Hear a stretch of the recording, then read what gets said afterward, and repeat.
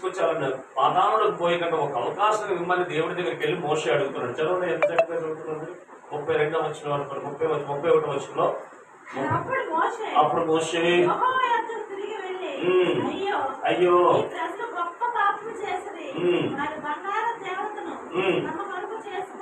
ఇప్పుడు అదే చేస్తున్నారు. ఏం చేస్తున్నారు చెప్పండి?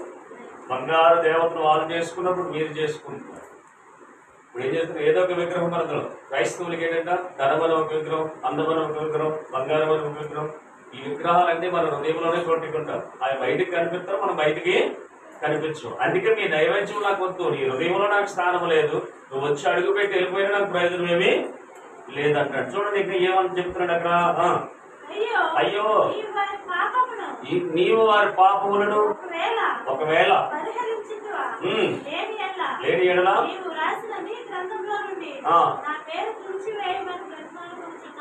అప్పుడు దేవుడు ఏం చెప్తుంది? ఆయన వారు పాపం చేశారు కాబట్టి వాళ్ళ పేరు జీవగ్రంథంలో ఉండదు నాకు తెలుసు అని మోషే గారు రిక్వెస్ట్ చేస్తుంది. ప్రభా ఒక వాళ్ళ పేరు జీవగ్రంథం లేకపోతే నా పేరు కూడా జీవగ్రంథం నుంచి తీసిమంటం లేదా? ఇప్పుడు మీ పేరు లేవని అప్పుడులోనే జీవగ్రంథం ఉన్నది, ఇప్పుడు కాదు.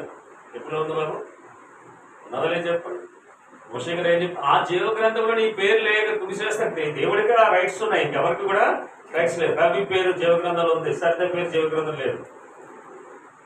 సరితే ఇల్లు అడుగుతుంది, ఎందుకయ్యా నా భర్తను ఇచ్చావు కదా, ఆయన పేరు ఉందంటే నీ భర్త ముందు వచ్చి ప్రార్థన చేసేవాడు, పాటలు పాడుతాడు, అన్ని చేస్తాడు, నీ పిల్లల ముందు పంపిస్తాను, నువ్వు మాత్రం లేటెస్ట్ గా వస్తావు, నీ పేరు అందుకే రాయలేదు, నువ్వు ఏం చేస్తావు?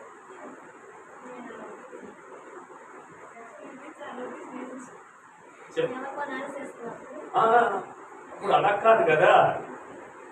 దేవుడు చూసేది ఏంటంటే మీ ఇంటికాడ ఏం చేసామని చూడటం. నువ్వు ఉండవా చేసావని పక్కనే, ఇక్కడికి ఏ టైం వస్తావు ఆ టైంలోనే అవి చెప్పలే, ఆయన విందాం.